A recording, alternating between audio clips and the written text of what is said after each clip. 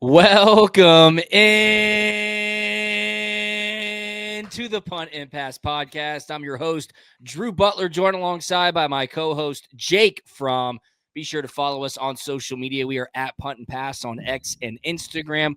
Subscribe to us on our YouTube channel, youtube.com/punt and pass. I am at Drew Butler. He's at From Jake, puntandpass.com, the number one destination for all things college football. All right. September is about to be over. We had an incredible week 5 of college football. We're going to recap all of that action for you on this here episode of Punt and Pass. Of course, headlined by Georgia losing to Alabama between the hedges 24-21 on Saturday Night Football, ABC. Jake and I were both there. We worked pre and post game. The atmosphere was incredible. There were a bunch of other really good games across the college football landscape during the weekend. We'll touch on all of that. We got a jam-packed show. Jake, how are you, brother? Man, doing great. Yeah, you're exactly right. That was a jam-packed college football weekend. Yes. A lot happened. Also have to note, Team USA almost had that epic comeback. Man, I was on my couch all day long, feeling the effects of our late night post-game show. But, man, so close. USA falls a little short in the Ryder Cup, but can't wait to talk about some college football. Yeah, they did fall a little short. It was an interesting start to the Sunday, the final day of the Ryder Cup, as Victor Hovland from Team Europe. This envelope scenario. The envelope scenario happened. Team USA opens up their envelope. It has University of Georgia golfer Harris English inside. So Harris does not get to play Sunday singles. And the match is halved, which is crazy to me. I still do not get this. So Europe, with the gargantuan lead to start the day, tacks on a half a point before play even starts. And there was a scenario, Jake, where that half point could have mattered in a big way. However, Europe does win the Ryder Cup 15-13 over Team USA at Bethpage Black up in New York. Yeah, the Americans put on a valiant effort on Saturday, but it's not even about the half point. They got steamrolled on Friday and Saturday. It was too big of a hill to climb. Speaking of hills too big to climb, when Georgia spots Alabama 14 points in the blink of an eye, you knew it was going to be a long day in Athens. They put up a fight as well. As I said, we're going to break all of that down for you in just a minute. But first things first, this episode of Punt and Pass is presented to you by our awesome partners over at Solomon Brothers Jewelers. That's right. Every Monday episode of this season's Punt and Pass presented to you by Solomon Brothers Jewelers. Why? Well, because they're the best jewelry store in all of Atlanta. There's 3 amazing locations for you to choose from. The original is in Buckhead, 17th floor, Tower Place. If you're in the North Metro area, they got an awesome showroom for you just past the Avalon in Alpharetta. And their newest location is down south of the city in Sharpsburg. The holidays are going to be here in the blink of an eye. I promise you.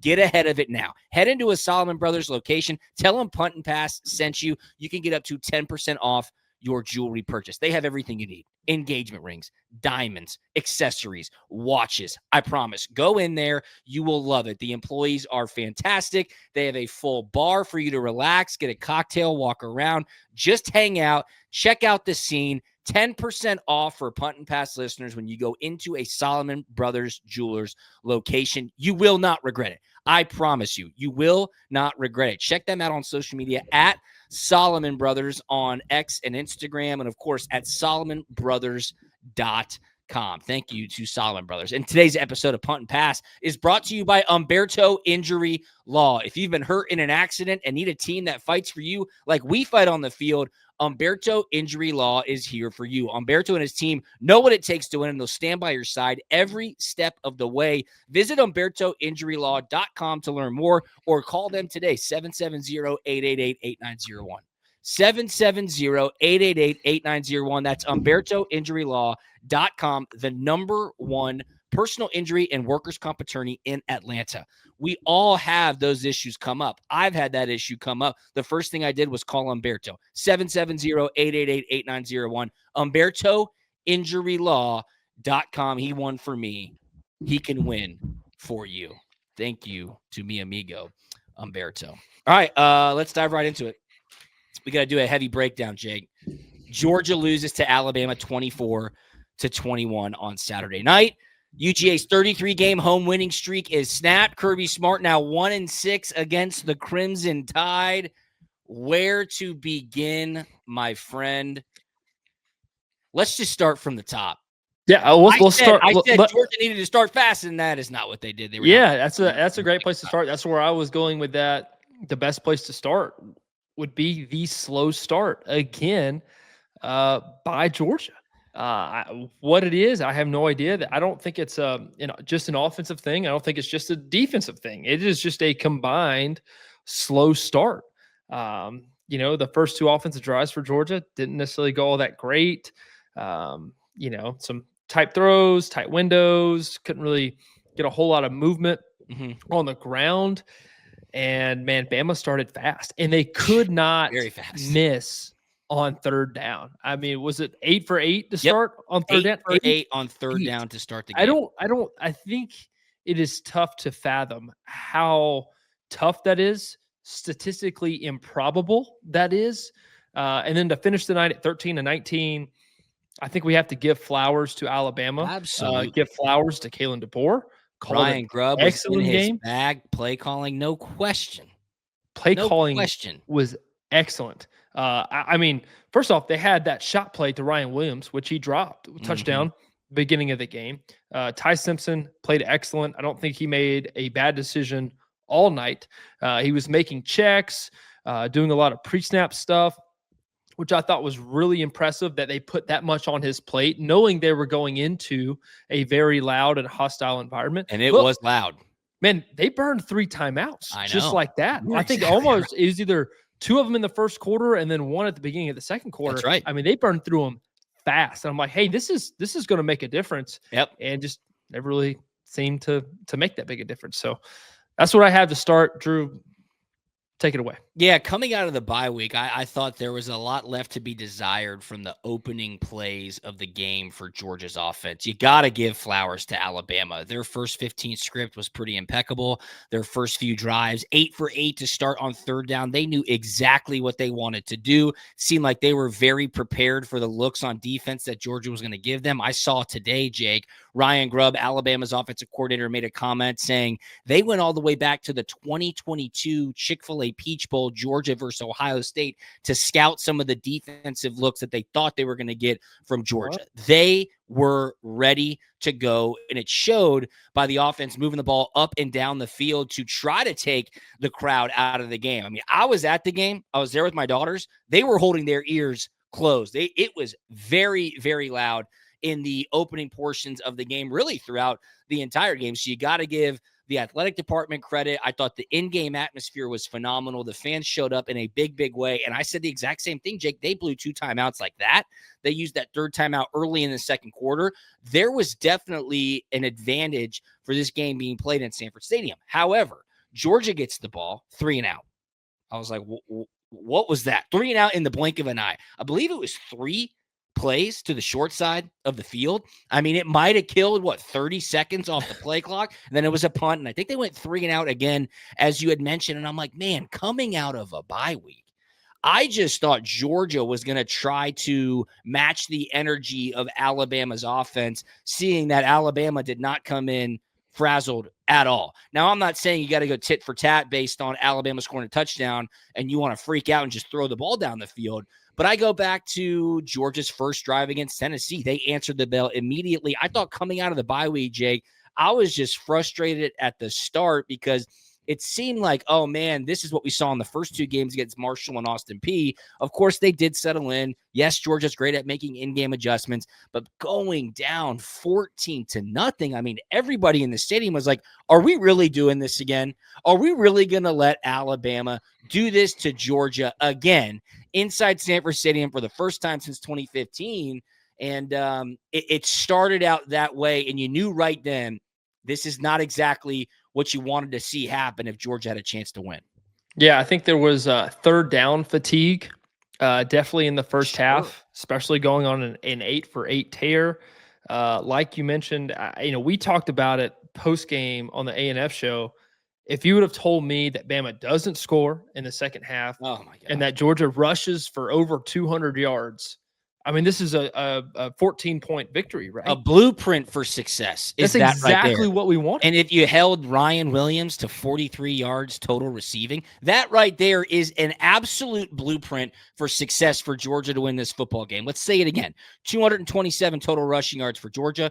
Alabama doesn't score in the second half of the game. You hold Ryan Williams to 43 total receiving yards, and you still lost the football game. It's hard to fathom. Georgia did turn the ball over. Nate Frazier had a bad fumble. They were backed up deep in their own territory. Credit to the defense. They only held Alabama's offense to 3 points there. That reminded me eerily of, I think it was the 2023 SEC championship game. Remember when Carson Beck and Dylan Bell was like a jet motion and shotgun, and there was some miscommunication. The ball was on the ground. Alabama got it. Georgia held them to a field goal. They ended up losing by a field goal. So you did lose the turnover battle. You got absolutely smoked on third down. Alabama converts 13 of 19. Everything else, though, Jake, outside of the slow start, which I'll include in that, Georgia did everything they needed to do to win, and you still lose 24-21. Yeah, I think when you kind of look at the chances / opportunities to win this game, there were a plethora of opportunities. Let's just get off the field once or twice more on third down. The Taylor drop touchdown catch, the turnover, and then the fourth down / field goal scenario, which I know you absolutely love discussing. We'll get to that. You have that opportunity there. Hey, did Gunner get a first down? Do we have time to review that? When you look back at the behind view, it seems like a pretty good schemed up play call, except we got a right tackle and a right guard working to two different people. Thought we had inside help. We don't. And the guy makes a great play on it. So, I mean, there's just plenty of opportunities to win that football game. And let's talk about the debacle at the end of the game. We were moving and trying to get set up, but Ellis Robinson wants to decide to jump on a pile and don't even give us a chance to get off the field on defense to give the offense a chance to get the ball back. So it's crazy. We'll talk about that in a second. I want to go back to the Taylor drop. Okay. 24-21, 3 minutes left in the third quarter. Gunner Stockton, Mike Bobo calls a great call. Taylor runs a great route. Gunner Stockton throws a perfect ball. Taylor dropped this pass in such fashion to where I don't even think his hands touched it. It went through his hands, hit him in the numbers. It was a walk-in touchdown. Georgia does not get it. They go to third and 9, I think, and then I don't even know if they converted after that. I forget, but it didn't matter because they didn't score. The final score was 24-21. But that right there, those are the moments, Jake, that you cannot allow to slip out of your hands when you're playing a team like Alabama. I'm not talking about Nick Saban, Alabama. I'm just talking about a team like Alabama who has as much talent as they have, who has the belief on the sidelines that they can beat you, who's playing, for all intents and purposes, a very crisp and efficient football game. You have got to convert in moments like that. This is something that plagued Georgia a year ago. It was tough to see. It took the wind out of the sails of the fan base too inside Sanford Stadium. That was a perfect play. It would have given Georgia their first opportunity to go up in the ball game. And again, you don't score. 24-21. There was 3 minutes left in the third quarter. That was a dropped wide open touchdown pass. That changes the dynamics of the game in a huge way. So Georgia continues to hold Alabama out of the end zone. Georgia puts together a drive. Well, I'm guessing was it after that drive? I doubt that. You'd have to correct me, and I'll go back and look, Jake. I'm going to throw it to you. I doubt that they converted that 3rd and 9 and stayed on the field for another 5 minutes to lead to the 4th down play that we're going to talk about. But Georgia does keep Alabama out. They get the ball. They go all the way down. Gunner Stockton runs for what a lot of people thought was a first down. It's 4th and 1. The Dawgs hurry back up to the line of scrimmage and go for it with 13 minutes and 20 seconds left in the 4th quarter. Now, I've got some cuts from Kirby. We'll play them here in a second. But set this up for us, Jake, because you got to take the points there to tie the ball game up for the first time all game when you haven't allowed Alabama to score in more than a quarter. That's what I think. I think so. I would love to get to the Kirby clip, and we can talk about sequencing and dive into it a little bit more about what was going through his head and Bobo's head, talking about the upcoming play call and the scenario. So, Jared, if you could, let's go ahead and play this clip. Could you walk us through that 4th down call where Cash ends up taking the handoff and what led to that? Yeah, we were 3rd and 4, I think. We had decided previous to that if we gained anything, we were going for it. We were going to probably kick a field goal if we didn't get anything. So there's a thing called sequencing where you sequence plays to try to set up and know that you're going to go for it. So we felt like we're going to go for it if we got anything. We did. We got it down to 4th and 1. And that play has been really successful for us. I think we hit Tennessee on it 3 times for conversion. We run it earlier in the night and run it for conversion. And we missed a block that you got to make. And they ran through it, made a really good play. I'm very glad to stop it. I do that 10 out of 10 times in terms of going for it. The decision is whether you go for it with tempo or not. And we felt like tempo had been really good for us throughout the year. Okay, so Jake, he talks about sequencing plays. It was 3rd and 4. They gained yards. It's 4th and 1. What is sequencing plays, and do you have to live and die by it when you're discussing the momentum and the overall flow of the football game at that point? Yeah, I don't think you have to live and die by it, but it is very, very tough to make those decisions in a very short amount of time, especially when you want to go fast and get a surprise call, especially on that 4th down. There's a lot going on. I think even more so it was predetermined beforehand. Probably Kirby and the coaches and then Kirby, the messaging to the players of hey, we're going to come out and be aggressive and be aggressive with our play calling. And when you say beforehand, you mean like midweek or pre-game? Yeah. Throughout the whole week, especially before the game, that Friday night before the game, to let the guys know what the coaches are thinking of, hey, we're going to be aggressive. Like, hey, if I'm the quarterback and I'm there, man, I want to know on these 3rd downs, these 3rd and shorts. Hey, am I trying to get it close here? Because if I know we're going to go for it on 4th down, I want to get this thing as close as I can to give us the best chance for 4th down. So there's probably an essence of that going on a little bit in that scenario. And, like Coach said, hey, if there was a positive play involved, they didn't get the 1st down, they knew they were going for it. And man, they stuck to their guns and they made that call. Now, granted, we can talk about it on the flip side. Hey, that field goal there probably looks pretty good, and you kind of live to play another play. But like we mentioned earlier, there were so many opportunities in that game. This is just one of them. Yeah, of the 5, 6, or 7 or so. And I mean, we can talk about the play call, but the play execution wasn't there. If the play is executed properly, Cass Jones looks like the hero, and he walks in for a touchdown. Yep. I mean, he's a perfectly capable running back, a very underrated athlete. And if he's able to get out wide and in space, he walks in for a touchdown. You're exactly right. And the play call, I asked you this. I want to ask you this question first, because you had mentioned it before you dove in there. It looked like Gunnar Stockton got a 1st down. I mean, on the replay, he looked very, very close to a 1st down when he scrambled on that 3rd and 4. It seemed like he kind of got under the defender, and then he got more yards than maybe the referee or the official had spotted the ball at.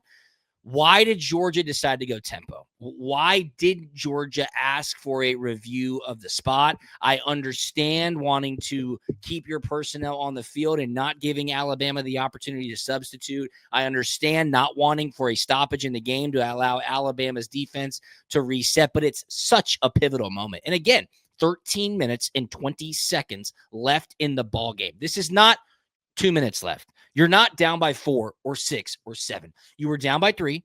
Alabama hadn't scored. Georgia had all the momentum in the stadium. That, to me, all of those factors convince me you take the 3 points there, Jake. You tie the ball game up. You say, defense, you're playing your tail off. Keep it up. And let's keep one more thing else in mind. 3 of Georgia's last 6 victories have come in overtime. Texas in the SEC championship game. Georgia Tech at the end of last regular season. Tennessee just 2 weeks ago. You're telling your team, we get to overtime, we're going to win the game. We know what it takes. We're going to win this football game. I got trust in you. So all of those things, throw sequencing out the window. I dare any analytical nerd to tell me you have to do this. I disagree. And Kirby Smart talked about this season in college football and kind of the changing of the guard of college football being more like an NFL season. I totally agree with him. And that just plays more into my thought process of you got to take the points. I think every NFL team would take the points in that moment right there. But I want to put a bow on this with the fourth down play call. I asked you, hey, Cash Jones is the third down running back. Cash Jones is the third down running back. Everybody knows that. Everybody in the stadium expects Cash Jones to be on the field. And if you're watching a lot of Georgia football, or if you're the opposing defensive coordinator, you know on third down, if Cash Jones is in the game, it's probably a pass. It's just what it is. However, fourth down, 4th and 1, Cash Jones on the field, it was a run. You called it a tendency breaker. I thought that was just an interesting point. Yeah, you kind of tee it up at these perfect times of the season, week 4, 5, and 6. These are great times and opportunities, especially coming off a bye week, to break these tendencies that you have created over the first 3-4 weeks of the season. So, Cash being the third down running back, usually when he's in there, it's a pass. He just so happened to be in there because it was a 3rd and medium situation there where they had just gone on the element of surprise, trying to get to 4th down. You're a betting man, DB. You have your DB 3-piece. You love to gamble a little bit. I do. One man right there. And he just said, hey, I'll take my chances of getting this first down with the element of surprise rather than, i.e. kicking a field goal or reviewing it, or maybe getting to a better play call with better personnel. Kirby Smart opened his post-game press conference and made some remarks. I think this is important to kind of hear from the head coach with his perspective after a hard-fought game. Jared, go ahead and play that. I mean, just absolutely one of the best I've been a part of in terms of crowd noise into it, atmosphere. I mean, it was awesome for college football and awesome for our players. So they did their part for sure. A lot of credit to Alabama. They out-executed us tonight. I think that was clear, especially on the offensive side of the ball. I don't know that I've coached a lot of years and never been 13 of 19 on third down, and that tells the tale of the game. We controlled the line of scrimmage and held the run down for them, which was the goal, and then got to win on third down. And we did not play well on third down, and it showed pretty much all night. So I hated they controlled the tempo of the game outside of maybe the third quarter, and they controlled the time of possession. They won the turnover battle, and really special teams seemed like it was not even relevant. So a lot of credit to them. I am very proud of our guys and the way they fought. There were some guys really upset at halftime, especially defensively, that wanted to come out and play better. And we got to do a better job as coaches to help those players start better, because we were spotting people too much and not executing at a high level. Sometimes it's execution. Sometimes it's, hey, they got a good call, they got a good play call, and they out-execute us. But if I didn't think we could cover them or didn't think we could stop them, it'd be disappointing. But to do it in the second half is certainly frustrating for us. So with that, I'll open it up. Yeah, I mean, Kirby says it. This came down to execution. They executed more than we did. You only lose by a field goal. 13 of 19 on third down is just unfathomable. It really is. And spotting Alabama, those 14 points early, he said it, good play calls. They executed. Like, you're not saying Georgia just laid down. But through the first 2 SEC games, Jake, Georgia has allowed 6 offensive touchdowns in the first half, Tennessee and Alabama. You got to tighten up. You just have to allow your team to settle into a game and not have to make those huge adjustments and then climb uphill for 30 minutes as fast as you can. Yeah, Kirby also mentioned controlling the line of scrimmage, but not controlling the flow of the game. I mean, that could not be more evident. Being on the sideline, right there next to the, to the guys. I mean, you could just feel it. They just never really had a pulse on the control of the game at all. It's just Alabama could not come off the field. So very tough place to be, especially. And I think there's this element, especially playing Alabama, of this, here we go again, right? You're exactly right. Right? Like, absolutely. Something doesn't go our way. Here we go again. And somehow the ball just rolls their way for whatever reason. But I think there's an element of that here we go again, throughout the players, the coaches, and the fans too, having to watch it. You're exactly right. You are exactly right. He also mentioned in that post-game opening statement how awesome the atmosphere was. It was so loud in Sanford Stadium. I thought the pregame was lit. I love the synchronization of the flashing bracelets, and I love the fourth quarter light show and the fireworks and the music. It was awesome. I have to say one thing, though, okay? Start of the game, first third down. They played that all quiet on the Western Front sound. That's pretty cool. That's a new sound. It was loud. You could feel the bass. Then on the next first down, they played the sound again. Then on the second down, they played the sound again. Then on the following third down, they played the sound again. Another first down. Then on the following first down, they played the sound again. It had to have been played 55 times throughout that football game. It was driving me crazy.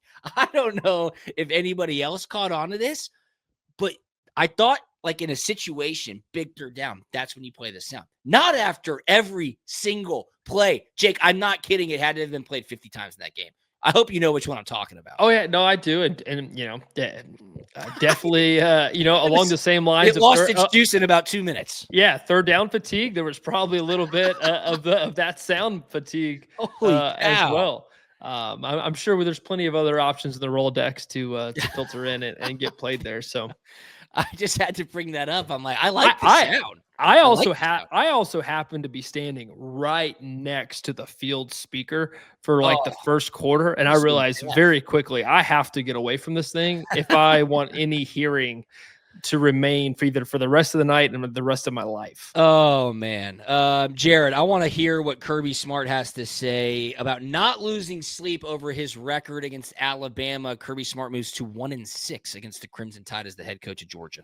You're 1-7 against Alabama. Now, do you worry that that's maybe when you face Alabama, your schedule playing again next year, that maybe starts something here with this program?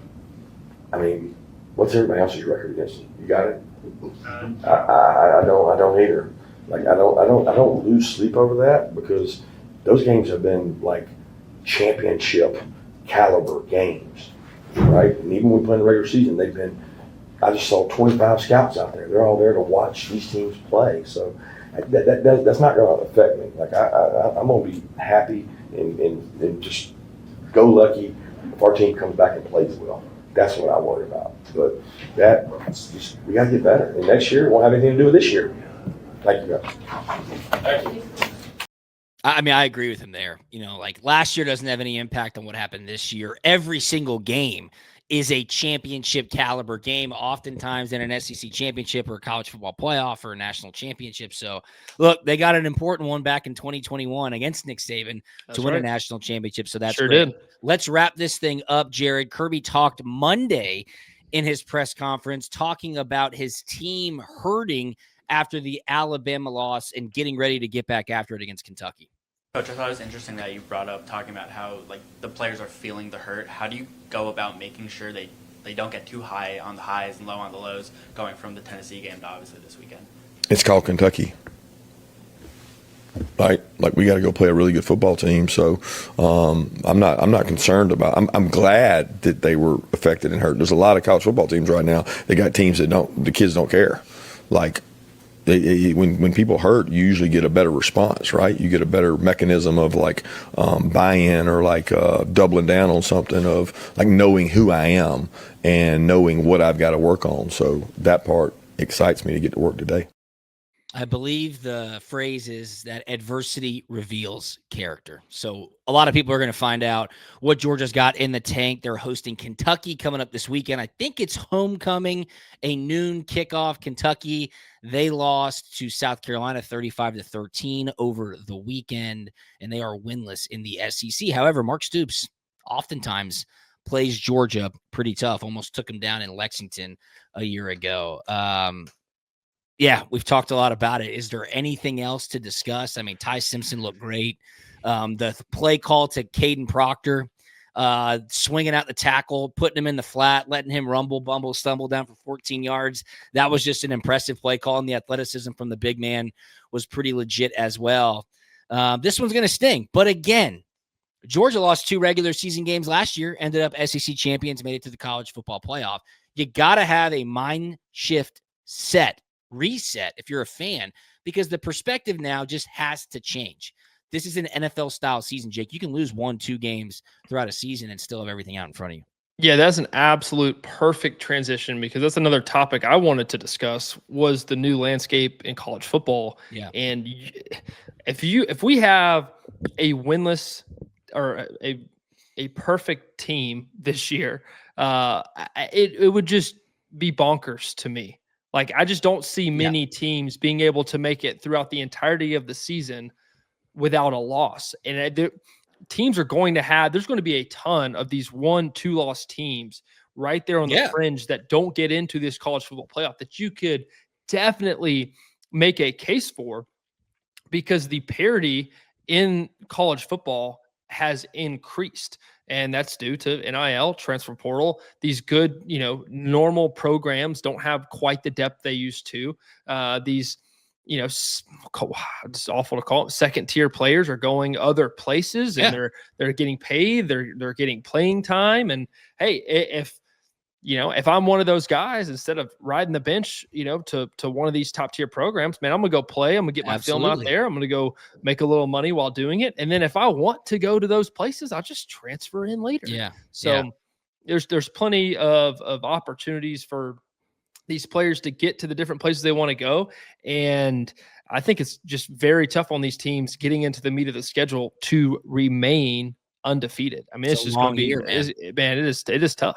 It's a long year. It's going to be a long season. Georgia's got another bye week. A lot of teams have 2 byes this year as well.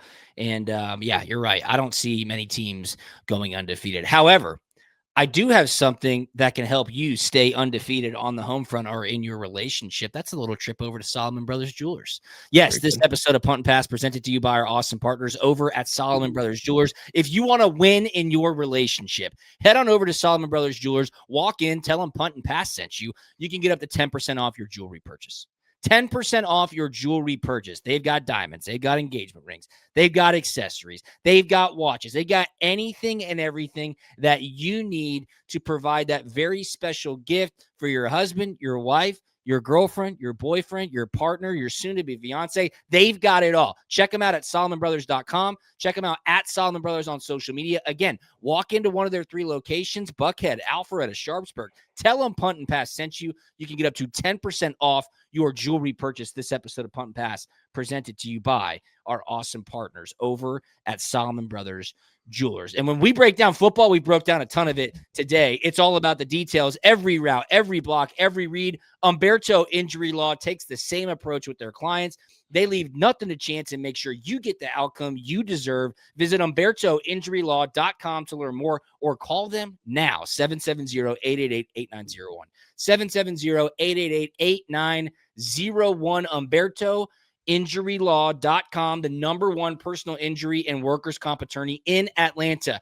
You don't have to pay anything until he wins for you. And guess what? He wins. He won for me. He'll win for you. UmbertoInjuryLaw.com. Shout out to Umberto. This episode of Punt and Pass brought to you by Umberto Injury Law. Let's do a little SEC roundup. See what happened across the college football as well in week 5. We'll start with Friday night. I was at home watching this game, a little ACC action.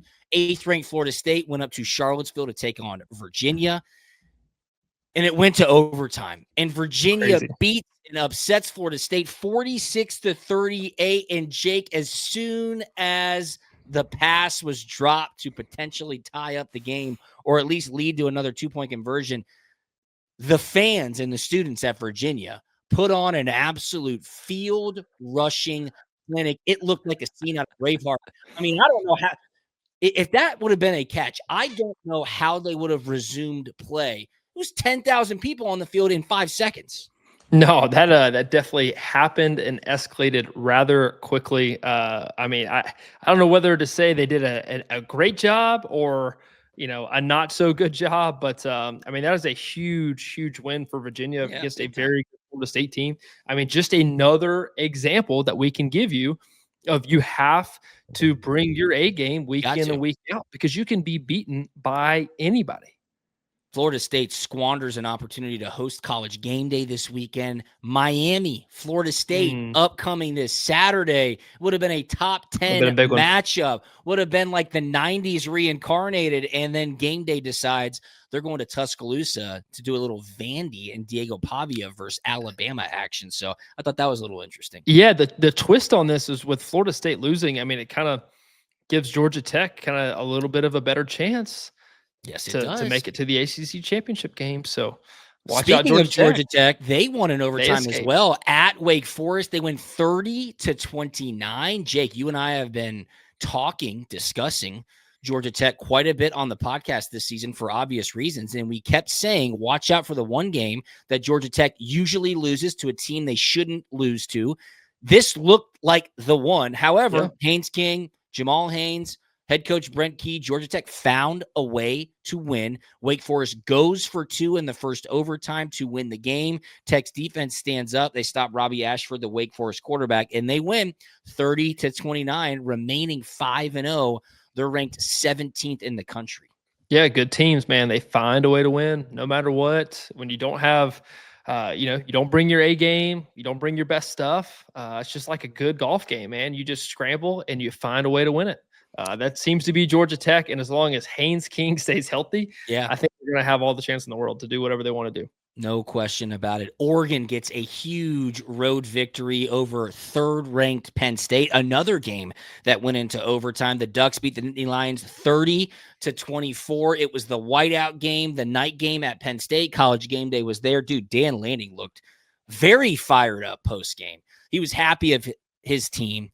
He is an emotional leader, and Oregon is very good. Dante Moore, who is the bright spot in my DB3 piece last week. And remember, Prize Picks had him at a half a passing touchdown. He had 3 passing touchdowns. That kid's for real. Oregon is a team to watch out for, Jake. Yeah, Oregon's definitely a team to watch out for, man.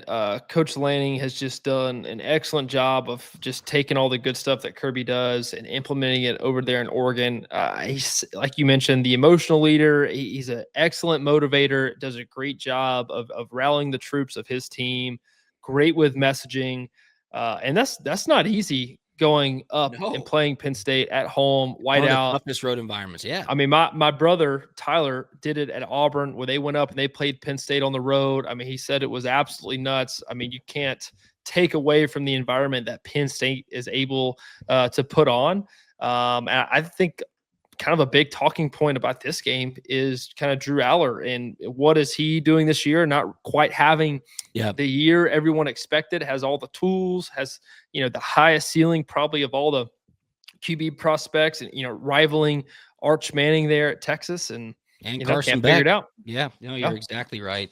Ole Miss gets a huge win over third-ranked LSU in Oxford, 24-19. Kind of a statement win for Lane Kiffin. I mean, he wanted that one for obvious reasons, but that's kind of the big game that Ole Miss hasn't been able to win in years past. Yes, they trounced Georgia a year ago. That certainly was a big game, but Brian Kelly and LSU, they get their first loss. Ole Miss remains unbeaten, Jake. They move up to 4 in the country. So watch out for Ole Miss.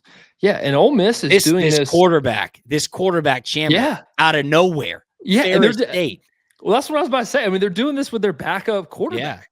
Yeah. I don't think you're going to let why is his name escaping me? Austin Simmons? Yeah, I mean, how do you take away the ball from Chambliss right now? He is dealing. I mean, this guy, he's doing a great job. He can do it with his arm. I mean, he had 71 rushing yards to go along with 314 rushing yards. So against LSU, against a new and improved defense there at LSU, I mean, he pretty much balled out here in this game. LSU's having a hard time kind of finding their running game. I mean, only at 57 yards this game, and trying to complement Garrett Nussmeier, their quarterback, with what they're doing offensively. They're hitting a lot of walls right now in their offensive scheme, and they have to come up with some solutions pretty quick. Yeah, speaking of a team that needs to come up with solutions, that would be the Auburn Tigers. Trouble on the Plains. Auburn drops its second game in a row. They are winless in the SEC. Texas A&M beats Auburn 16-10 over the weekend. Little news flash. It was announced earlier today that in a couple of weeks, Georgia will be playing Auburn at Jordan-Hare at night. Got a night game coming up. It's going to be Liddy on the Plains. Watch out, man. I'm just telling you. These teams in the SEC are good. Auburn is a good football team. They lost to Oklahoma. They lost to Texas A&M, who they just lost to. Both games were on the road. Like, Oklahoma. They're going to be chomping at the bit to get a big victory. And with Georgia coming to town for a night game, that could be a tough one. Yeah, the pressure's there for them to win that big game. Hugh Freeze needs one to not just belt and add to his resume. They've come up very, very close in these last two SEC games. They were 0 on third down and they were 0 on fourth down, and they still made this a one-score game. Yeah, and they covered. I mean, they're you talk about chances and opportunities to win.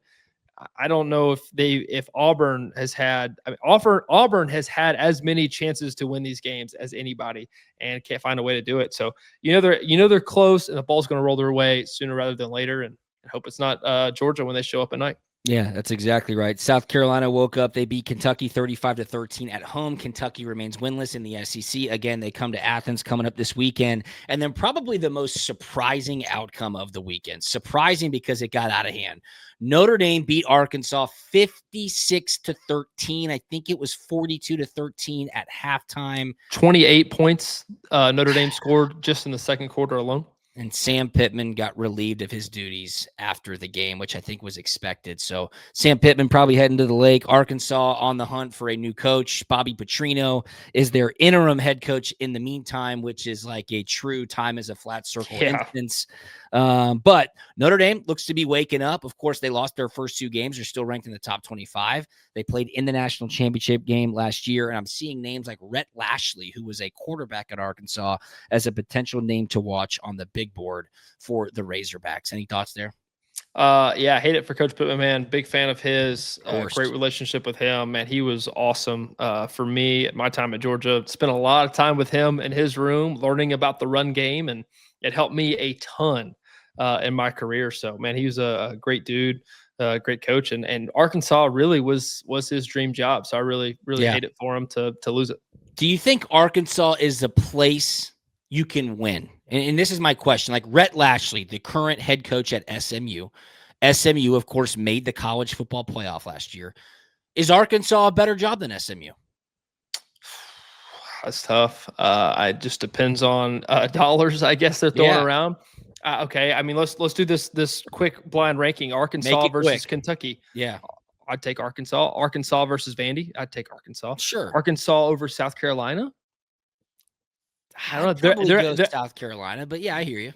There's not an East and West thing going on. You got right? Walmart, you got Tyson Chicken. Like, that's the new thought. You got to think about who's got the money. Arkansas duck hunting. I'd take that. Of course. That's exactly what I was going to say next. I'd take that. No doubt about it. And you know what? Sam Pittman, he's one of the guys where I've never heard somebody say a bad thing about him. So Coach Pittman's going to fall on his feet. He'll be just fine. That wraps up our Week 5 recap right here on Punt and Pass. Hey, special shout out to our amazing partners over at Solomon Brothers Jewelers. This episode of Punt and Pass presented to you by Solomon Brothers Jewelers. Go check them out. They are SolomonBrothers.com, at Solomon Brothers on social media. And of course, go into one of their 3 locations, Buckhead, Alpharetta, Sharpsburg. Mention Punt and Pass sent you. You can get up to 10% off your jewelry purchase. And this episode of Punt and Pass brought to you by Umberto Injury Law. Remember, Umberto Injury Law is your first call when accidents happen. Don't wait. Visit UmbertoInjuryLaw.com today. Umberto Injury Law, protecting people, fighting for justice, winning results. This episode of Punt and Pass brought to you by Umberto Injury Law. Follow us on social media at Drew Butler, at From Jake, at Punt and Pass. Have a great week, everybody, and we will talk to you on Thursday. See ya. Yep.